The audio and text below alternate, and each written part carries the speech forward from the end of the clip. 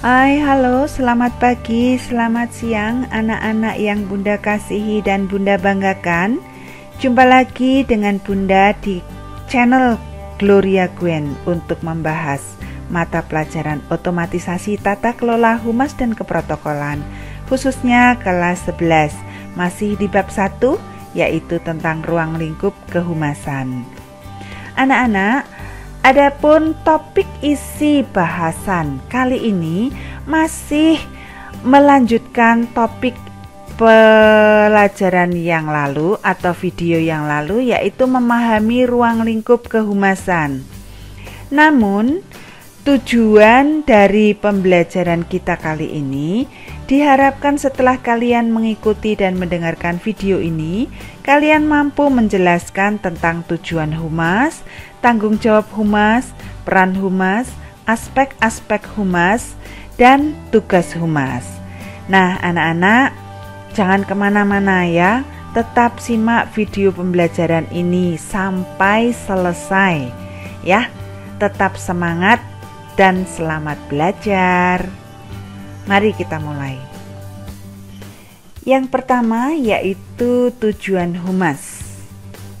Maksud dan tujuan yang terpenting dari PR atau humas adalah mencapai saling pengertian sebagai objektif utama. Pujian citra yang baik dan opini yang mendukung bukan kita yang menentukan, tetapi feedback yang kita harapkan. Tujuan utama penciptaan pengertian adalah mengubah hal negatif yang diproyeksikan masyarakat menjadi hal yang positif. Anak-anak, biasanya dari hal-hal yang negatif akan terpancar yang namanya permusuhan, prasangka, ketaacuhan, atau mungkin ketidakpedulian. Sedangkan melalui pengertian, kita berusaha merubahnya menjadi simpati atau belas kasih atau timbang rasa, menjadi penerimaan, menjadi perhatian dan pengetahuan. Nah, humas pada hakikatnya adalah aktivitas, maka sebenarnya tujuan humas dapat dianalogikan dengan tujuan komunikasi. Berdasarkan hal tersebut, maka tujuan humas adalah yang pertama, terpelihara dan terbentuknya saling pengertian. Hubungan humas pada akhirnya membuat publik dan organisasi atau lembaga saling mengenal, baik mengenal kebutuhan, kepentingan, harapan, maupun budaya masing-masing. Dengan demikian, aktivitas kehumasan haruslah menunjukkan adanya usaha komunikasi untuk mencapai saling kenal dan mengerti. Sifat komunikasinya cenderung informatif saja. Kemudian tujuan humas yang kedua yaitu menjaga dan membentuk saling percaya. Sikap saling percaya yakni ada pada keyakinan seseorang atau publik akan kebaikan atau ketulusan orang lain. Dalam hal ini adalah organisasi atau lembaga, dan juga sebaliknya pada keyakinan organisasi atau lembaga akan kebaikan atau ketulusan publiknya. Nah, jadi bila humas memberi informasi dua kepentingan, yaitu organisasi dan pers, maka berikutnya humas harus dapat meyakinkan kedua belah pihak untuk dapat menerima dan menghormati kepentingan masing-masing. Itulah yang kedua. Kemudian yang ketiga yaitu memelihara dan menciptakan kerjasama. Di sini maksudnya adalah dengan komunikasi diharapkan akan terbentuk bantuan dan kerjasama nyata. Artinya bantuan dan kerjasama ini sudah dalam bentuk perilaku atau termanifestasikan dalam bentuk tindakan tertentu. Selanjutnya di sini adalah tanggung jawab humas. Sebagai sebuah profesi, seorang humas bertanggung jawab untuk memberi informasi, mendidik, meyakinkan, meraih simpati, dan membangkitkan ketertarikan masyarakat akan sesuatu atau membuat masyarakat mengerti dan menerima sebuah situasi. Posisi humas di sini merupakan penunjang tercapainya tujuan yang ditetapkan oleh suatu manajemen organisasi. Sedangkan sasaran humas tersebut adalah publik internal dan eksternal, di mana secara operasional humas bertugas membina hubungan harmonis antara organisasi dengan publiknya dan mencegah timbulnya rintangan psikologis yang mungkin terjadi di antara keduanya.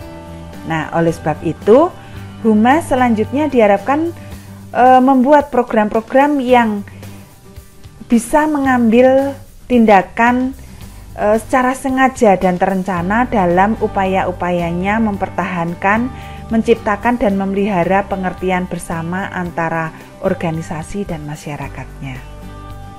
Tujuan yang ketiga dari video pembelajaran kali ini adalah peran humas. Dalam suatu perusahaan, humas adalah profesi yang memegang kendali agar perusahaan tersebut dapat berjalan dengan baik. Humas dianggap menjadikan perusahaan menjadi lebih baik karena dalam kinerjanya ia harus bisa membangun citra perusahaan tersebut agar penilaian orang terhadap perusahaan tersebut positif.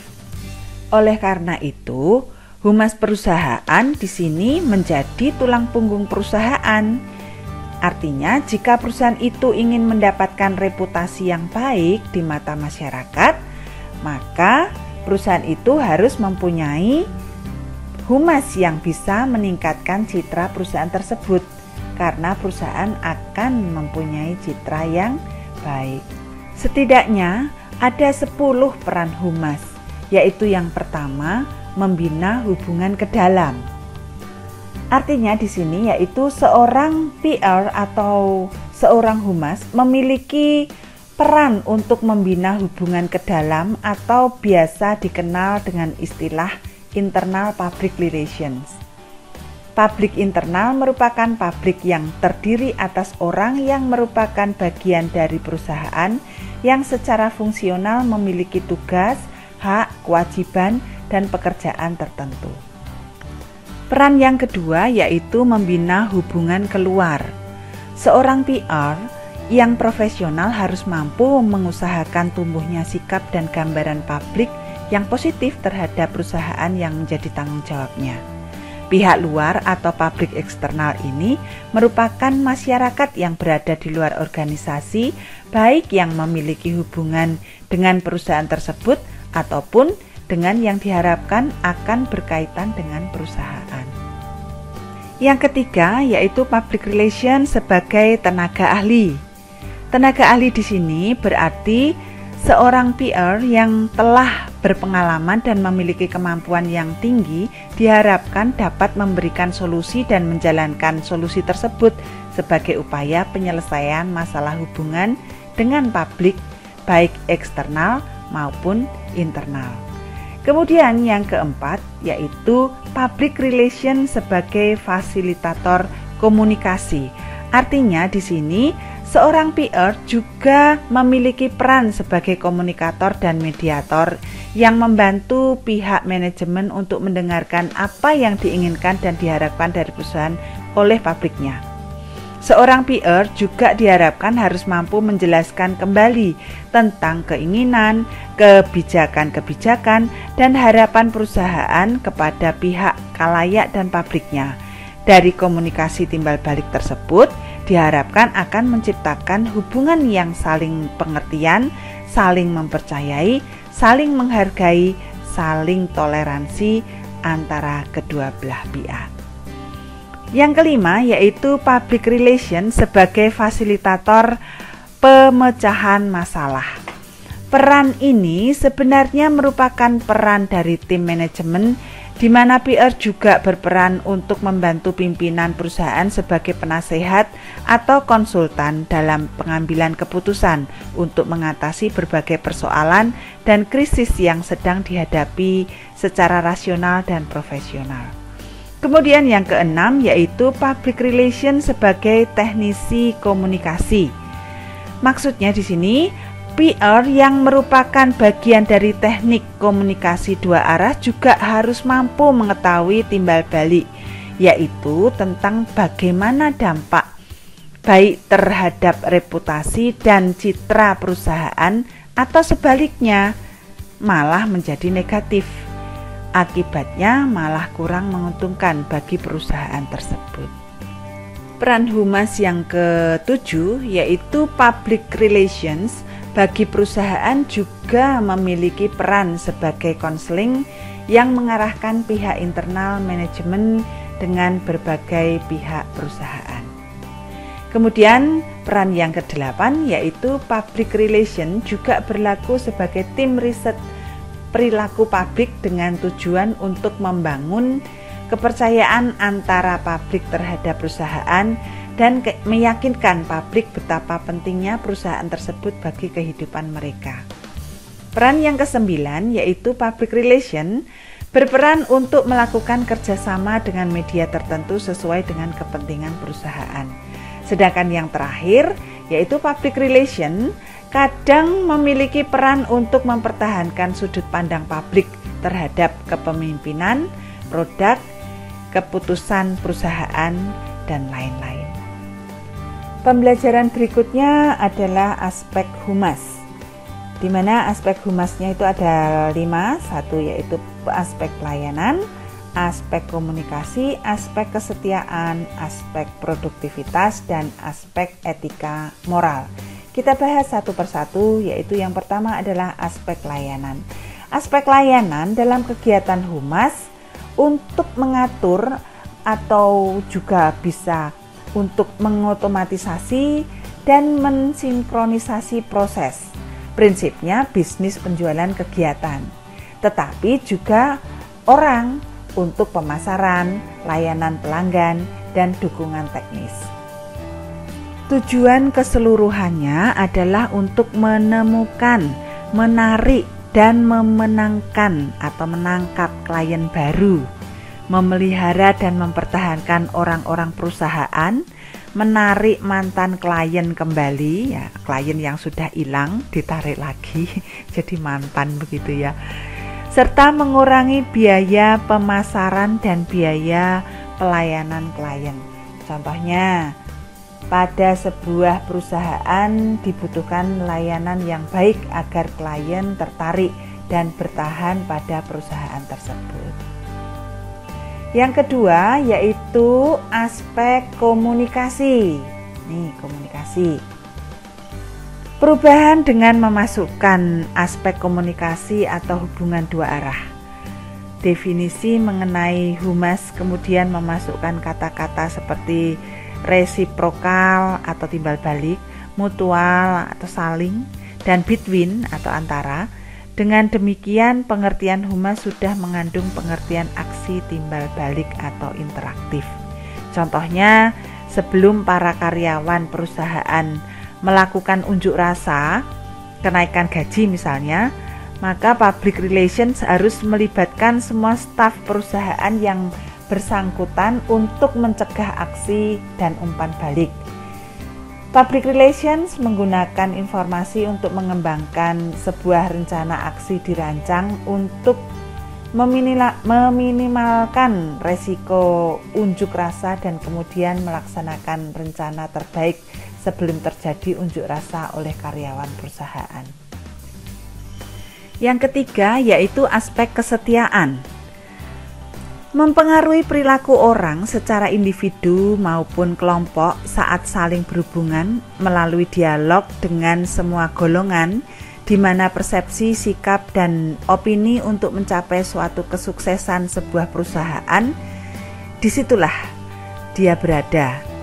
Nah, itulah yang dinamakan dengan kesetiaan. Contohnya, menjaga suatu rahasia perusahaan oleh pegawai dan karyawan demi kelancaran jalannya perusahaan. Nah, aspek yang keempat yaitu produktivitas. Filosofi dan prinsip tentang produktivitas sudah ada sejak awal peradaban manusia. karena makna produktivitas adalah keinginan, the will, dan upaya, effort, untuk selalu meningkatkan kualitas kehidupan dan penghidupan di segala bidang.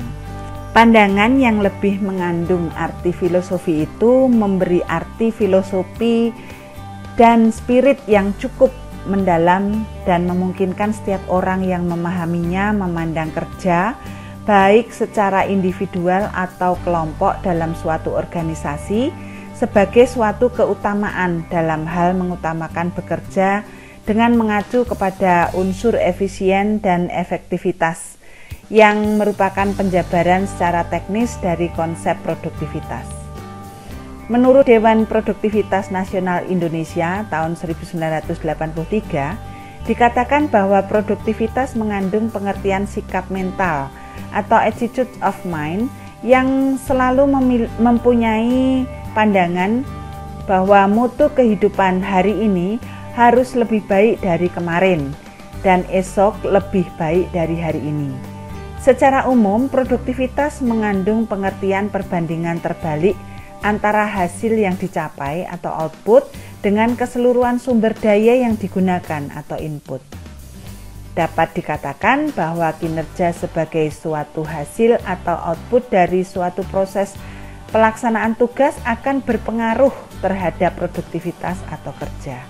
Semakin baik kinerja seorang pegawai, berarti pegawai tersebut juga semakin produktif atau produktivitasnya semakin meningkat. Sebagai contoh adalah dalam rangka menarik klien dan meningkatkan produktivitas perusahaan, maka dirancang iklan yang menarik dan berbeda. Kemudian aspek yang terakhir adalah aspek etika moral. Public relations merupakan salah satu profesi yang memiliki kode etik. Dalam public relations, kode etik disebut sebagai kode etik public relation atau kode etik kehumasan atau etika profesi humas.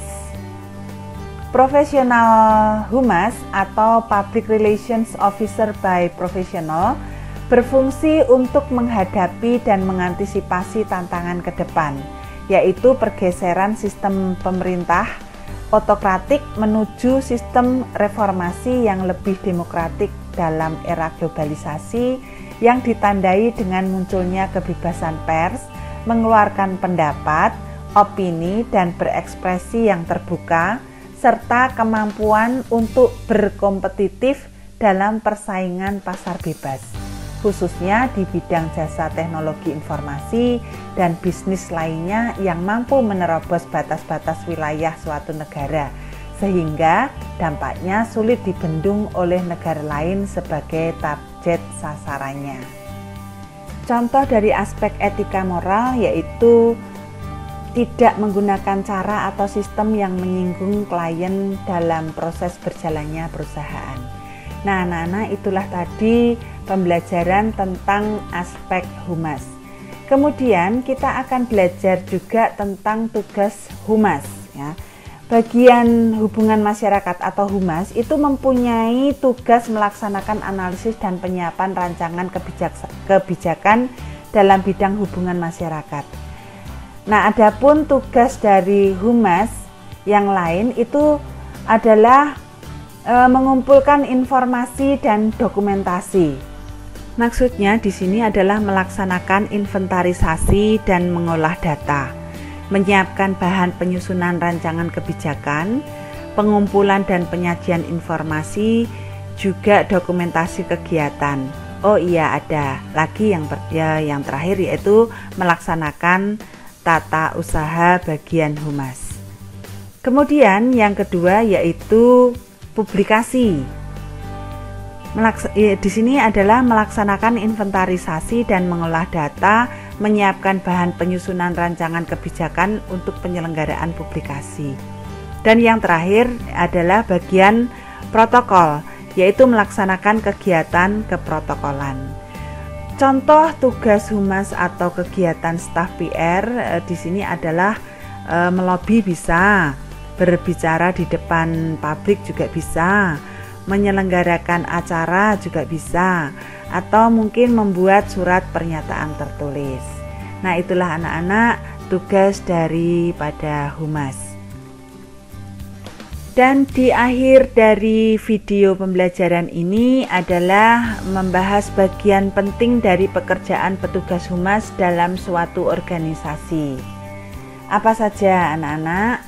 Di antaranya adalah membuat kesan atau image, yaitu gambaran yang diperoleh seseorang tentang suatu fakta sesuai dengan tingkat pengetahuan dan pengertian mereka, baik itu terhadap suatu produk, orang, ataupun situasi. Yang kedua yaitu pengetahuan dan pengertian.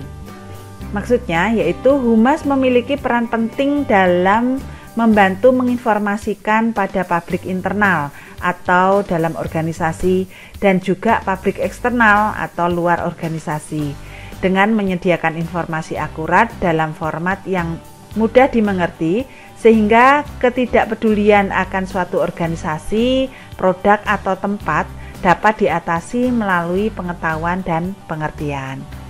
Kemudian yang ketiga yaitu ketertarikan. Maksudnya humas juga harus dapat menciptakan ketertarikan publik dalam suatu situasi atau serial situasi yang bisa jadi berpengaruh besar dalam suatu organisasi atau sekelompok orang. Yang keempat yaitu penerimaan. Penerimaan di sini masyarakat mungkin bersikap melawan pada sebuah situasi karena mereka tidak mengerti apa yang sedang terjadi atau mengapa hal tersebut terjadi. Proses humas mempunyai peran kunci untuk menjelaskan sebuah situasi atau kejadian dengan sejelas-jelasnya sehingga ketidakpedulian atau bahkan sikap menentang yang menjadi atmosfer di sekelilingnya dapat diputar menjadi pengertian dan penerimaan. Yang kelima yaitu simpati. Dengan mengemukakan informasi secara jelas itu dapat menjadi cara yang berhasil untuk meraih suatu simpati. Nah, demikian tadi anak-anak telah kita dengar bersama, kita simak bersama dan kita pahami bersama bab 1 yang berisi tentang ruang lingkup kehumasan, khususnya mengenai tujuan humas, tanggung jawab humas, peran humas, aspek-aspek humas dan tugas dari humas. Semoga video pembelajaran ini berguna bagi kalian untuk menambah pemahaman materi bab 1 pada mapel otomatisasi tata kelola humas dan keprotokolan. Dan perlu diketahui bahwa bab ini masih belum selesai sampai di sini. Masih ada 1 video lagi untuk menyelesaikan bab 1. Karena itu, anak-anak jangan khawatir, Bunda akan memberikan materi tersebut pada video yang berikutnya. Sampai di sini dulu, jumpa kita akan lanjut di pembelajaran yang berikutnya. Terima kasih sudah mengikuti pelajaran Bunda. Selamat belajar, sampai jumpa lagi.